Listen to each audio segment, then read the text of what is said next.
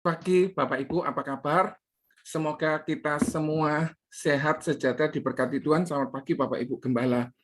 Bapak Ibu, betapa senangnya kalau kita masih bisa dapat kesempatan sekali lagi untuk dengar firman Tuhan. Hari ini, hari Jumat 25 November 2022, kita berjalan bersama Tuhan. Bapak Ibu, problem itu ternyata ada keuntungannya Bapak Ibu. Ada keindahannya, sehingga kita perlu terlatih dengan persoalan Bapak Ibu. Ini ada contohnya si Daud melawan Goliat. Nah, kita coba dengar satu atau kita lihat satu video ya Bapak Ibu. Nah, saya punya satu pertanyaan, Bapak Ibu bisa tulis di kolom chat ya Bapak Ibu. Berapa jumlah domba yang digembalakan sama Daud? Boleh di kolom chat ya. Terima kasih nanti kalau yang sudah respon. Oke. Kita akan lihat satu video ya Bapak Ibu. Semoga lancar ya Bapak Ibu.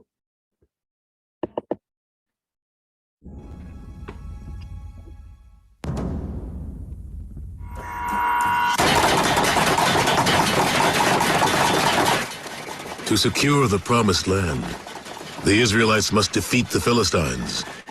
But King Saul has lost God's blessing. And now he faces the Philistines' greatest champion, Goliath.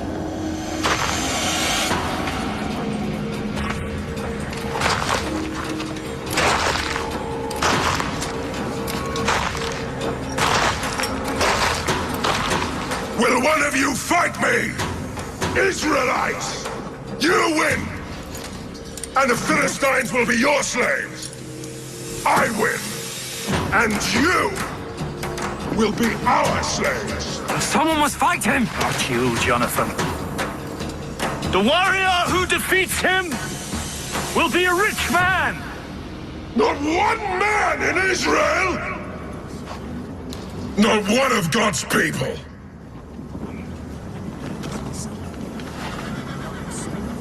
I'll do it.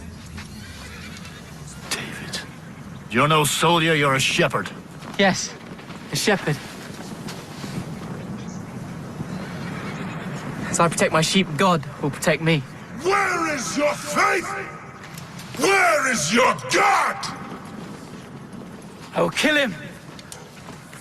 You'll need this.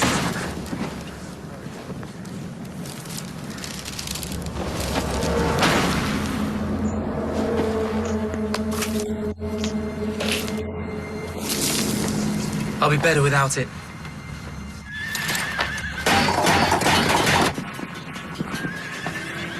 Yea, though I walk in the valley of the shadow of death, I fear no evil. You are with me. Thy rod and staff, they comfort me. You anoint my head with oil. My cup overflows. Surely goodness and mercy shall follow me all the days of my life.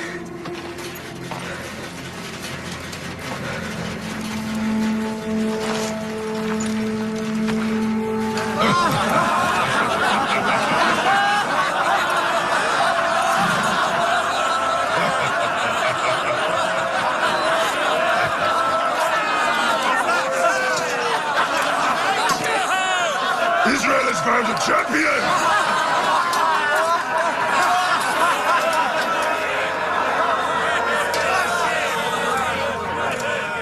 Don't waste my time, little boy. You're too young to die.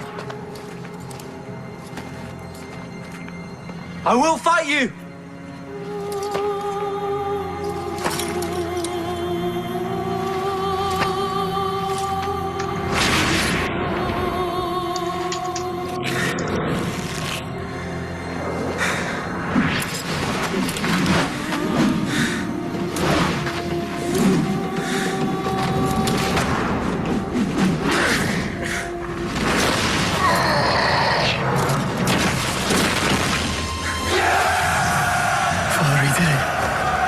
David did it.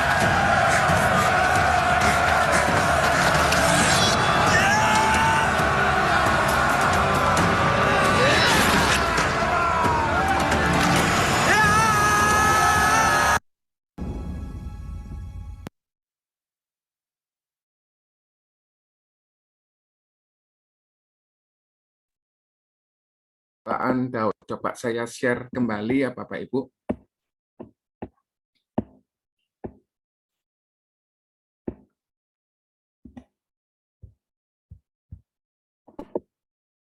Nah, ternyata betul gembalaannya dia itu hanya 2-3 ekor. Terima kasih, nanti dapat hadiah ya yang sudah menjawab ya. Walaupun tampaknya kesulitan yang kita hadapi, problem yang kita hadapi ini sangat besar, tetapi itu sebetulnya rezeki buat kita. Itu merupakan latihan. Jadi kondisi yang kita alami sekarang ini itu perlu kita sikapi, kita perlu siasati, kita perlu pikirkan. Ini adalah sebuah kesempatan untuk kita berlatih. Walaupun tampaknya sulit, walaupun tampaknya susah, tetapi ternyata Daud ini dia terlatih dengan mengalahkan singa dan beruang. Latihannya sungguh-sungguh. Berapa jumlahnya? 2-3 ekor saja. Meskipun dia dipercayai jemaat yang sedikit, orang-orangnya di PS sedikit, di sekolah minggunya sedikit, tapi dia betul-betul jaga. Dijaga dari singa dan beruang. Ini latihan betulan, Bapak Ibu. Nah, kalau kita tahu bahwa tentara, prajurit ini dilatih dengan baik.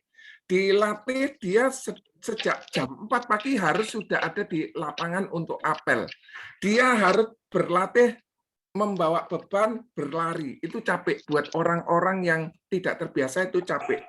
Tetapi tentara ini dilatih, dibuat supaya dia ini jadi kuat, jadi pemberani. Ternyata ketakutan itu menular. Saat melihat Goliat, banyak orang yang takut. Dan semua orang takut, termasuk tentara-tentara prajurit yang sudah terlatih.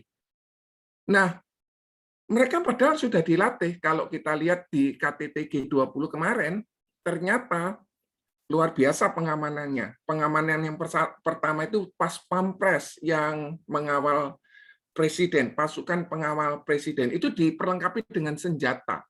Itu ring 1. Nah, ternyata di ring 2 itu juga dijaga oleh tentara-tentara. Di mana? Di rawa-rawa. Hutan itu ternyata di situ ada katakan sekian prajurit. Untuk apa? Apabila ada enemy masuk atau musuh masuk, langsung bisa dialog. Mereka nggak dipersenjatai dengan senjata, tetapi mereka punya kemampuan untuk mengalahkan. Mereka punya kemampuan untuk stay di rawa-rawa itu 7 hari. Tentu saja diperlengkapi dengan makanannya. Nah, orang yang terlatih tadi, prajurit yang sudah terlatih tadi, takut Bapak Ibu. Tetapi ternyata keberanian itu juga menular. Nah, kan dikatakan bahwa Daud ini seorang gembala domba, 2-3 ekor saja. Tetapi kalau dia tahu ada singa, dan ini latihan betulan, ketemu singa, latihan betulan, ketemu beruang, latihan betulan, sehingga dia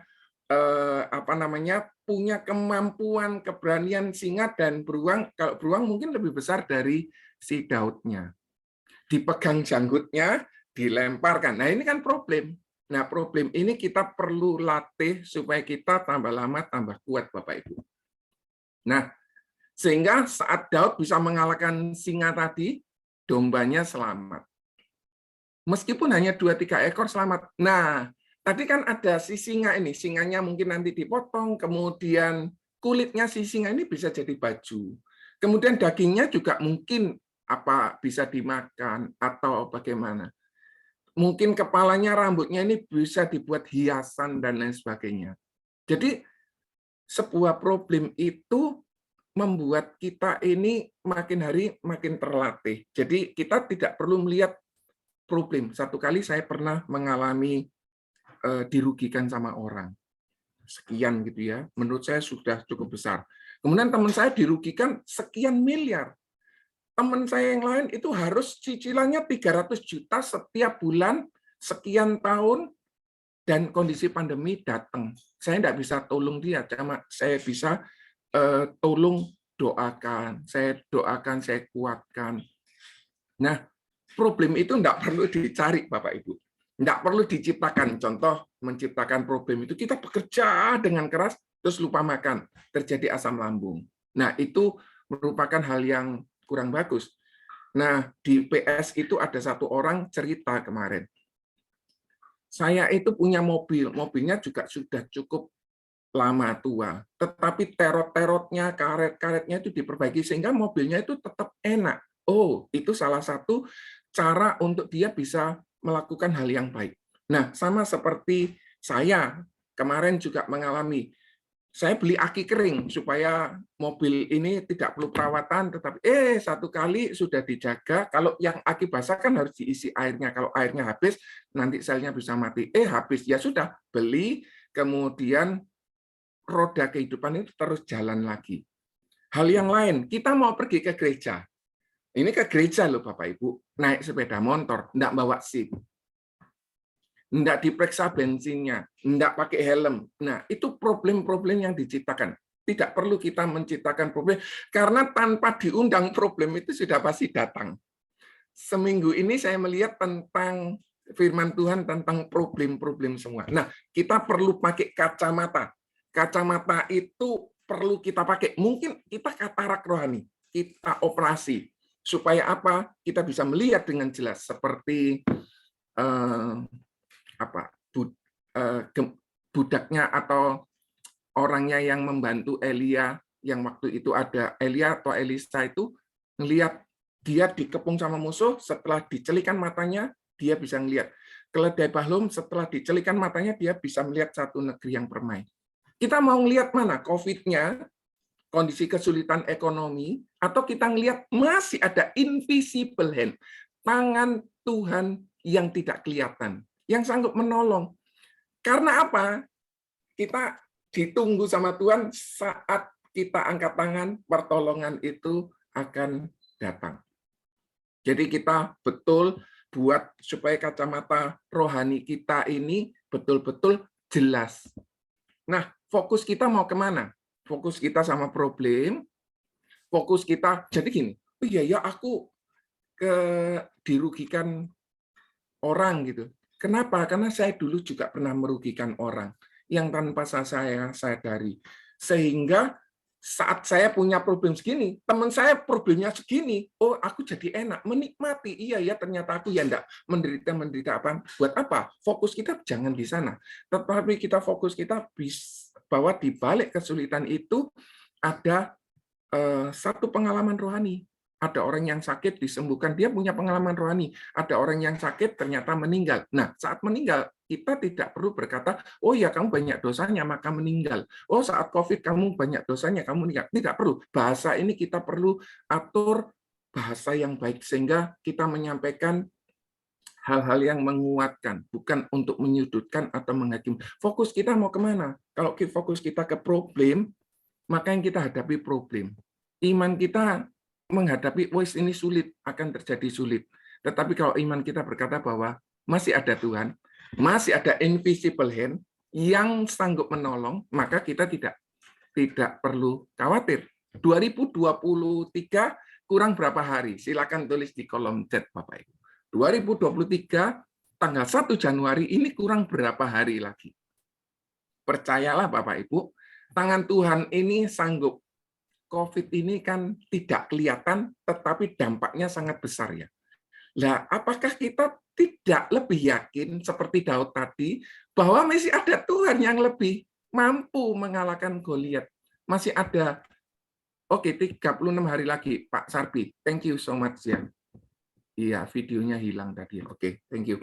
Nah, Bapak Ibu, kalau kita tahu bahwa di dalam kehidupan kita ini ada tangan Tuhan yang tidak kita lihat secara kasat mata, yang sanggup menolong kita, kita punya iman seperti Daud tadi, maka kita akan mengalami kemenangan. Saat kita mengalami kemenangan, kita cerita ke orang, sehingga orang juga mengalami kemenangan, Bapak Ibu.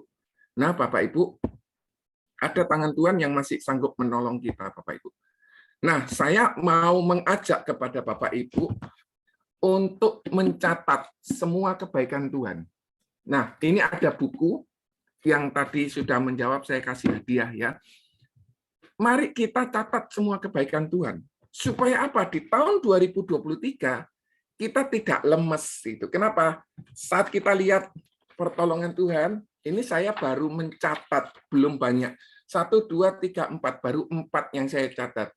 tanggal sekian saya dapat rezeki, tanggal sekian saya dapat tim yang bagus, tanggal sekian saya harus pergi ke dokter untuk periksa poli, ke X-ray atau ke syaraf dan lain sebagainya untuk nganterin mami saya. Mohon bantu doa ya buat mami saya, ada basal sel karsinoma di hidungnya sini sama di pipinya ini. Semoga operasinya bisa, rencana operasinya bisa lancar. Kemudian kalau kita catat, kemudian kita lihat lagi nih. Saat kita lihat lagi kan kadangkala kita ini lemes gitu ya. Kadangkala kita ini capek, kadangkala kita ini aduh ya, kok rasanya saya ini dirugikan orang, tetapi ternyata ada hal di balik itu. Kalau kita catat, kita lihat lagi, ternyata pertolongan Tuhan itu sangat banyak. Kemarin Pak Nathan sempat cerita di mana itu di PS, kalau ini dicatat nggak akan habis. Ini tadi yang sudah menjawab dapat buku ya, nanti bisa kontak ke saya. Nah, kebaikan-kebaikan Tuhan ini kita perlu catat dengan sebisanya. Misalnya nggak mau di buku, nggak apa-apa, di handphone, di note, atau di email. Tanggal sekian Tuhan berikan. Nah, satu kali Tuhan tolong lagi, buka emailnya itu, tulis pertolongan Tuhan, subjeknya, diisi lagi, ditambah lagi, kirim lagi. Sehingga satu kali itu bisa jadi satu buku yang menguatkan kehidupan kita. Bapak Ibu, sekali lagi di 2023, Tuhan pasti beserta kita. Tuhan pasti memberkati kita. Kata-kata firman Tuhan yang perlu kita pahami, berkata jangan takut. Tadi lagu juga menyatakan jangan takut, masih ada Tuhan, masih bisa Tuhan menolong kita. 2023 kita berjalan bersama Tuhan, kiranya kita semua tidak takut, kita punya iman yang lebih kuat lagi, kita sukses. Karena gini Bapak Ibu, 2021 kita melihat, aduh 2022 ini beratnya. Ternyata kita bisa melewati loh sampai November.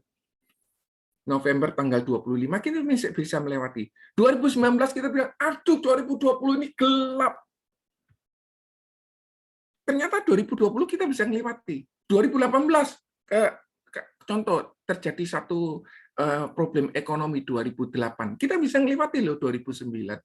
Terus kapan lagi ada problem ekonomi lagi, kita bisa melewatinya. Nah, Bapak Ibu, 2023 kita juga bisa melewatinya. Terima kasih, semoga firman Tuhan ini menguatkan kita semua. Saya kembalikan ke si Linda. Kiranya Tuhan memberkati.